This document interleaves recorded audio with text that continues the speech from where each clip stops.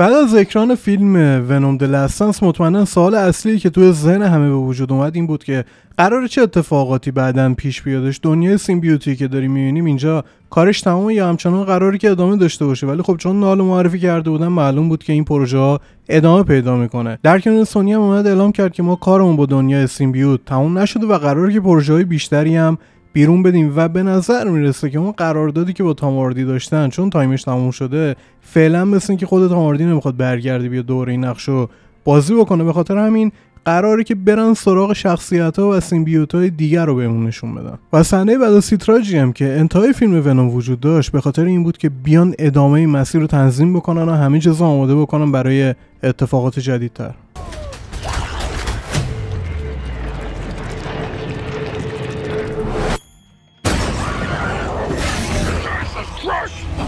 درود به همگی، من شاهینم از اینم که روی این ویدیو کلیک کردی. ازت ممنونم. به نظر میرسه دیگه سونی مثل این که کلش به سنگمنگی جایی خورده و کاملا هم داره نشون میده برنامه‌شو میخواد عوض بکنه، به خاطر اینکه تا الان هر کاری که اومده انجام داد اصلا نتیجه درست حسابی رو نگیره، ولی از اینجا به بعد مثل اینکه میخواد با برنامه جلو بره و شاید توی ذهن خودش یه هدفی هم داشته باشه که مثل مارول بیاد و فازبندی بکنه و هر بار یه فاز جدیدی رو معرفی بکنه. انتهای مسیرش هم احتمالاً نال داریم. حالا برای اینکه بخوایم در مورد اتفاقات بهتون توضیح بدم مجبورم اون قسمت صحنه بعد از تیتراژ ونوم براتون اسپویل بکنم چون برمیگرده به اتفاقی که توی صحنه بعد از تیتراژ پیش اومد. تو این صحنه بعد از تیتراژ اتفاقی که داره پیش میادش اینه که اون نفری که توی بار نشسته و متصدی بار بود قبلا تو زمین 616 دیده بودیم، یه نسخه از اونم توی دنیای ونوم هم وجود داشت، همون جایی که تیک سیمبیوت هم افتاده بود.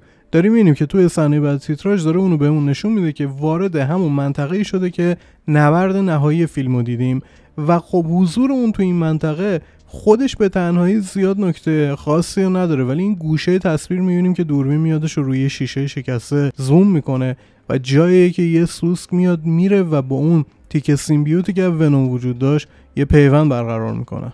در مورد اینکه این تیکه ونومی که داریم می‌بینیم یه تیکه جدیده یا خود ونومه، بس خیلی زیاده، خود سونی هم حرفیو نزده، ولی خب با اتفاقاتی که داره پیش میادش به نظر میرسه اصلا قراره که مسیرش از اون مسیری که با ادی داشته متفاوت بشه. یعنی اون کاری که حالا ونوم اومد انجام داد، این که اومدن جلوی اون کدکس رو گرفتن که دست نال نیفته، احتمال خیلی زیاد تا سیمبیوت ونوم به خود ادی نزدیک نشه دوباره اون پیوند اولیه برقرار قرار نیست بشه و اینطوریه که این پیوند جدیدی که اینجا برقرار کرد و بعداً و رسیدن به یه موجود دیگه باعث این میشه که اون تبدیل به یه شخصیت و کاراکتر جدید بشه. البته در آرش یه نکته بهتون بگم، این که ما دیدیم خود ونوم اومد با حیوانات مختلف پیوند خورد و چند تاشو تو فیلم نشون دادن، یه چند تا تصویر دیگه بودش که اونا رو توی فیلم ندیده بودیم. به نظر میرسه که خود ونوم تونسته یه راه فراری پیدا کنه و بره از اونجا دور بشه. حالا این روند اتفاقاتی که میخوام براتون توضیح بدم ممکنه که اصلا توی مسیر جدید شکل بگیره، چون خود سونی توی صحبتش برگشته گفته صحنه بعد از تیتراژ فیلم ونومی که دیدیم قرار بیاد ادامه این مسیر رو برامون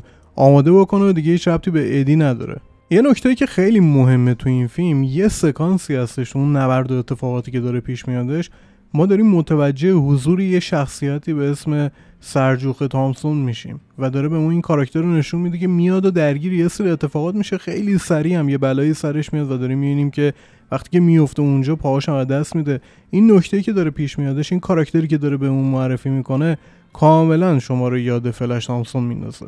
توی کمیک همیشه اتفاقات اینطوریه دیگه. حالا ونومی که میاد به ادی میچسبه، بعد از اون میاد میره سراغ مک گارگن که همون اسکورپیون هستش و بعد از اون میاد میره سراغ فلش و اینطوریه که اونو تبدیل به ایجنت ونوم میکنه. حالا شاید بگید فلش کیه؟ فلش همون بچه پررویی بودش که توی مدرسه اسپایدرمن بود و همیشه هم با پیتر درگیر بود تا زمانی که اون قدرتش رو به دست میاره. ولی خب با اتفاقاتی که اینجا داره پیش میاد توی دنیای ونوم بدون شک خب داریم میبینیم که اون یه کاراکتر بزرگ رو اینجا معرفی کرده و مشخصه که دیگه اون بچه مدرسه‌ای نیست و نمیتونن بیان از بازیگری که توی دنیای مارول بیان استفاده بکنه. احتمال خیلی زیاد برای یه بازیگر جدید داشته باشن. به نظرم اگه بیان اصلا اون بازیگر فلش تو سری فیلم‌های توبی استفاده بکنن گزینه خیلی خوبی میتونه باشه برای اینجا. نه اینکه بیان بگن حالا این دنیای توبیه میتونن نشون بدن که یه نفر شبیه به فلشی که توی اون دنیا هستش اینجا هم وجود داره. حالا شاید اصلا براتون سوال باشه که توی کمیک چه اتفاقی پیش میاد که فلش تبدیل به ایجنت ونوم میشه. کاراکتر فلشی که داری میبینی وقتی بزرگسال میشه میره توی ارتش و بعداً وارد جنگ عراق میشه. توی جنگ عراق و درگیریایی که پیش میادش یه جایی هستش که جفت پاهاشو از دست میده و بعداً اونو برش میگردونن آمریکا. وقتی که میادش اونجا تحت درمان ارتش بوده. بعداً میان بهش یه پیشنهادی میدن، میگن ما یه پروژه داریم به اسم یه پروژه احیا و قراره بیایم از اون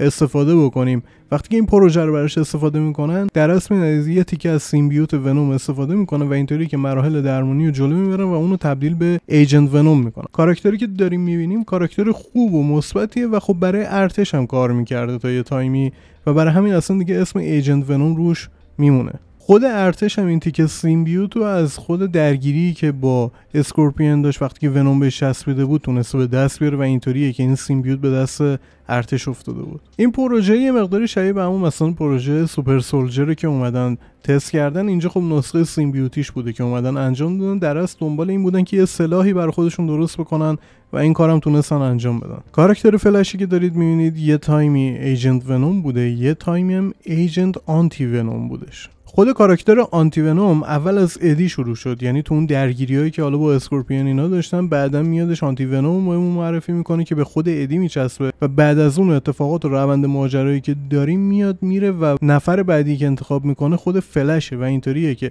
فلش میشه ایجنت آنتی ونوم و خود ونوم از اونجا جدا میشه و میچسبه به ادی. دو مرتبه ادی رو میکنه همون ونومی که میشناسیم. این اتفاقات توی کمیک زیاد میفته دیگه. اگه برید نگاه بکنید توی کمیک‌ها دارید میبینید یه جا اون ایجنت ونوم یه جا اون آنتی ونوم، بعد این حرکت برعکس میشه. این اتفاقات مختلفی که توی کمیک زیاد داریم. پس این میتونه حتی مسیر اومدن ادی هم دوباره باز بکنه. یعنی اگه تام هاردی قرار باشه یه تایمی بخواد فاصله بگیره فعلا کار نکنه، میتونن پروژه رو انقدر بزرگ بکنن، درگیری بیشتر درست بکنن که کاراکتر ادی بیاد تبدیل به آنتی ونوم بشه، جلوی اون اتفاق بزرگو بگیره و در آخر این جابجایی پیش بیاد، یعنی اون ایجنت آنتی ونوم بشه، این طرف هم ادی دو مرتبه با ونوم پیوند بخورن و اون کدکس برگرده و اینطوری اون ونوم قدیمی که میشناسیم دوباره وارد جریان ماجرا شه. شخصیت بعدی که مطمئنا قرار برگرده و ازش فیلم مستقل احتمال خیلی زیاد میسازن کاراکتر آگنی که اینجا دیدیمش.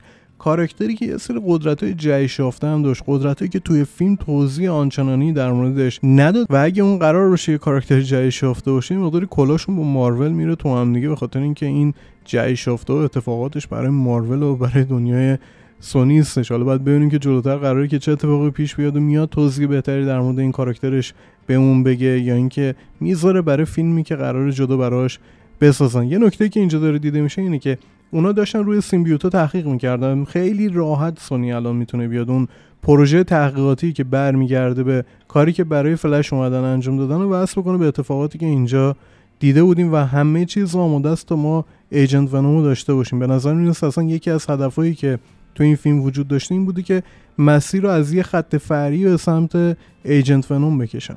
حالا ما میدونیم که نال هم این وسط هست. نالی که اومدن معرفی کردن، نالی که کاراکتر معمولی نیستش و میتونه برای اتفاقاتی که دنیای سونی داشته باشه یه تانوس قدرتمند باشه. اینطوری که داره روند ماجرا جلو میره، برنامه‌ای که به نظر میرسه سونی داره احتمال خیلی زیاد تمام اتفاقاتش رو میاد تغییر میده و اونا رو توی مسیر همون داستان کمیک کینگ این بلک نگه میداره. یعنی قراره که مثلا ویلن اتفاقاتی که دنیای سونی داره نال باشه. حالا نمیدونم قراره یه کراس اوور بین سونی و اتفاقاتش با دنیای مارول وجود داشته باشه یا نه، که احتمال خیلی زیاد میتونه این اتفاقا پیش بیاد، به خاطر اینکه ما توی کمیک هم میدونیم شخصیت‌های دیگه‌ای به جز شخصیت‌های دنیای اسپایدرمن هم تو اون نبرد وجود داشتن و گروه اونجرز اینا هم داشتیم و این میتونه ماجرا رو خیلی جالب‌تر بکنه از اون اتفاقاتیه که بدون شک هم سونی خیلی باهاش حال میکنه هم مارول، به خاطر اینکه میتونه کاراکترها رو بیاره کنار هم دیگه، یه پول بزرگی خرج بکنه ولی چندین میلیارد اون طرف سود کنه. از اونجا که میدونیم قرار بعد از اتفاقات سیکرت وارز مارول بیاد و دنیای خودش رو ریبوت کنه، یه سری کاراکترها رو تغییر بده، شخصیتایی که اصلا بیرون افتاده بود و برگردون. اصلا هدف از این ریبوت اینه که این زمین 616 که داریم اینو خیلی درب و داغون هیچ کاراکتری توش نیست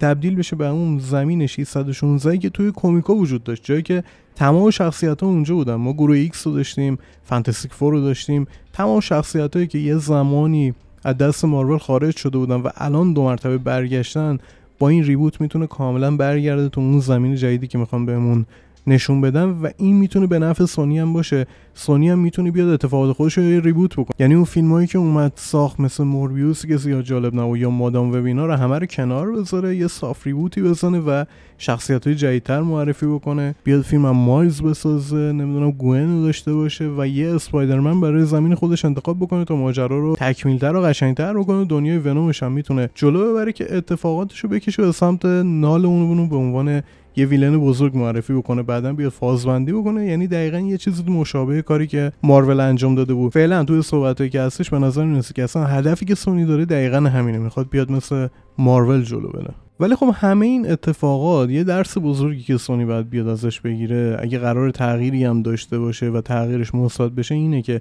کاملاً باید دنیایی که داریم می‌بینیم یه اسپایدرمن داشته باشه. یعنی اگه قراره که تمام شخصیتاشو اونم بیاره توی یه زمین بذاره که انقدر پراکنده نباشن، اونم نیاز به یه اسپایدرمن داره. میتونه بیاد از توبی استفاده بکنه. البته توبی به خاطر اینکه سنش بالا رفته زیاد نمیتونه ادامه دار بمونه، ولی خب ما اندرو گارفیلد رو داریم که گزینه خیلی خوبیه، میشه چند سال روش حسابی مانور داد و ازش استفاده کرده شو. به این نقشم خیلی میاد، طرفدارای خاص خودش هم داره و جزومون اسپایدرمنایی که هر کی که از توبی خوشش میاد و از تام خوشش میاد، معمولا از اندرو هم خوشش میاد چون تونست نقششو خوب بازی بکنه. اون میتونه گزینه خوبی باشه که بیان اینجا ازش استفاده بکنن و برش گردونن و اینطوری اسپایدرمن هم تو دنیاشون داشته باشن، بعدم بیان شخصیت‌های مختلف هم معرفی بکنه، اینطوری جلو بره که با حضوری اسپایدرمن میتونه قضیه خیلی جالب‌تر بشه. قرارم نیستش که همیشه توی تمام پروژه دیده بشه، ولی همین که اسمش بیاد، یعنی که یه حضور کوتاه داشته باشه، میتونه ماجرا رو جذاب‌تر بکنه برای ادامه داستان و همینطوری فازش رو جلو ببره و اتفاقات خوبی پیش بیاد. هرچند که تا الان به سونی زیاد اعتباری نبود و نمیشه اعتمادم کرد، باید دید که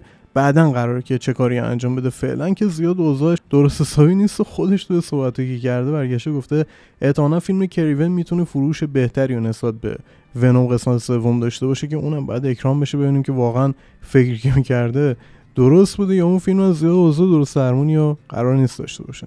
در مجموع اینم تمام نکاتی بودش که در مورد فیلم‌های آینده ونوم وجود داشت، این که قراره چه اتفاقی برای دنیای سیمبیوتی پیش بیاد، این که ونوم شاید توی مسیر آینده برگرده، ممکنه که اصلا ونوم هم تبدیل بشه به یه کاراکتری مثل اسپایدرمنی که قراردادی داره مارول ازش استفاده میکنه، اینطوری اونو به مارول بده که میتونه ماجرا رو جالب‌تر بکنه، و اینکه قراره بازیگرش تا مرتبه تام هاردی باشه یا کاراکتر جدیدی انتخاب بکنن معلوم نیست. ولی خب باید منتظر باشیم ببینیم که اصلا هدفی که این دوتا دارن چیه و ونوم قراره که چه زمانی دوباره برگرده. حتما نظر توری داری داخل کامنت ها برام بنویس و لایک و سابو زنگولم که یاد نره فعال بکنی، اینطوری میتونی محتوای جدید دسترسی پیدا بکنی. بیای توی کانال ویدیو جدید و تماشا بکنی. این ویدیو رو هم براتون میذارم اینجا که اخبار مهم این هفته رو بهت گفتم، اتفاقاتی که پیش اومد مخصوصا در مورد بتمن که میتونی بری این ویدیو رو هم تماشا کنی. و خب دیگه حرفی هم نمیمونه تا ویدیو بعد. بدرود.